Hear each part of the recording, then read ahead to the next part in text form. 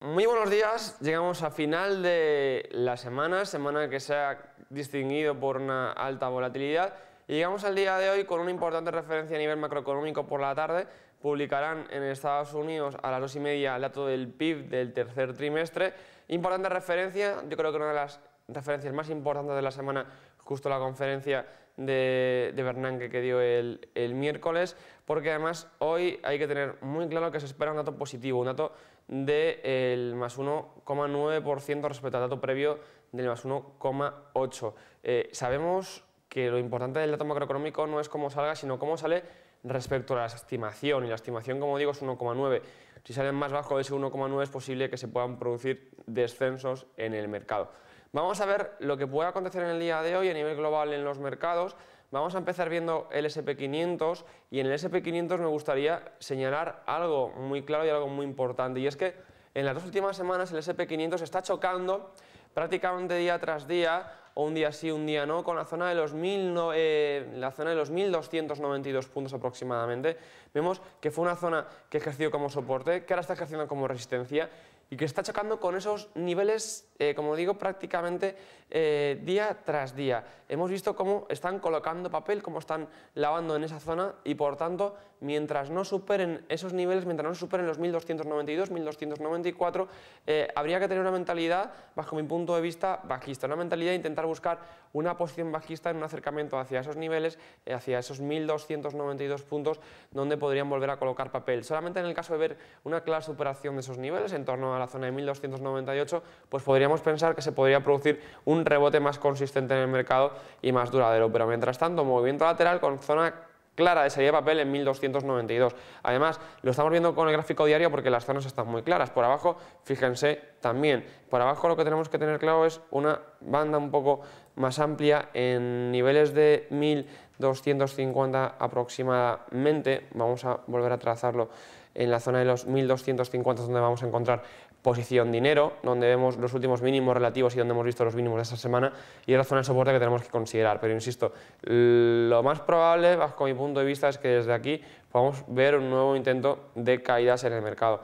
Vamos a pasar a ver el movimiento del IBEX 35, el IBEX 35 en este caso de contado, no de futuro, y lo primero que tendríamos que señalar en el IBEX 35 es una zona bastante clara de soporte que la vamos a señalar en torno a la banda de los 9.910, 9.920, es una zona de soporte importante, donde vimos que ayer se paró en dos ocasiones, donde vimos también que a principio de la semana, durante el lunes, también lo pararon en dos ocasiones y por tanto debe ser entendida como una zona de soporte bastante importante que posiblemente pudiera buscarse en el día de hoy.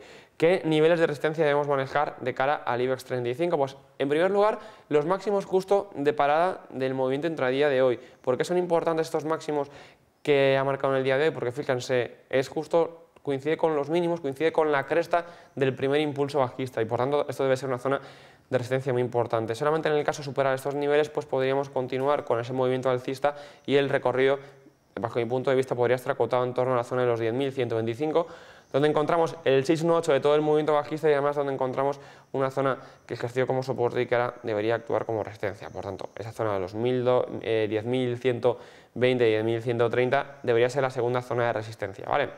Entonces ya hemos definido los niveles más importantes para el índice español, para el IBEX 35, insisto, niveles referenciados al movimiento de contado, no al movimiento de futuro, ¿vale?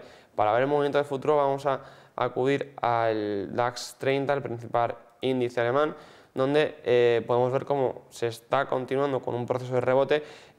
Yo lo que definiría muy claramente en el DAX 30 sería el nivel máximo de posibles subidas para el día de hoy, o que considero que podría ser un nivel de tope de subidas, que consistiría en hacer una proyección del 161,8% respecto al primer tramo alcista que ya hemos visto.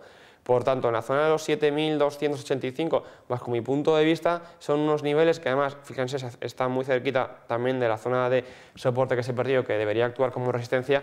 La zona de 7.285 debería ser un punto que, si se alcanza en el intradía, es muy probable que los precios se puedan girar en esos niveles y tendremos que estar muy atentos a la posible formación de movimientos movimientos laterales que noten la salida de papel, ¿vale?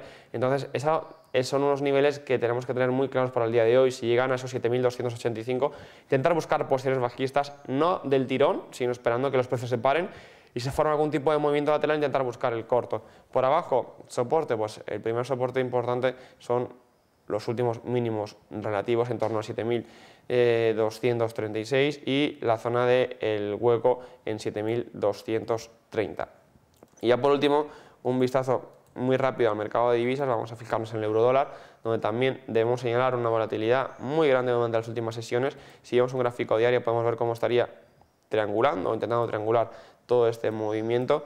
Lo más normal es que se siga moviendo en este rango, se siga todavía consumiendo un poco de tiempo. Mucho cuidado en caso de perforarse esta directriz alcista, la marcamos en gráfico diario directamente porque estaría muy cerca de la misma, porque podría producirse un movimiento a la baja más importante para ir a buscar niveles de 1.3970, 1.40, insisto, si pierden únicamente la directriz bajista, y si vemos que cae y se produce un apoyo, lo más normal es que pueda ir nuevamente a muy corto plazo a la zona de 1.4450.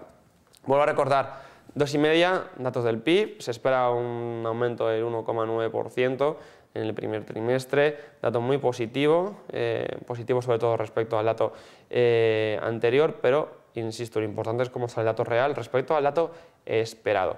Nos quedamos con esto, señores, espero que tengan un buen fin de semana y nos vemos la semana que viene. Un saludo, muchas gracias, hasta la próxima.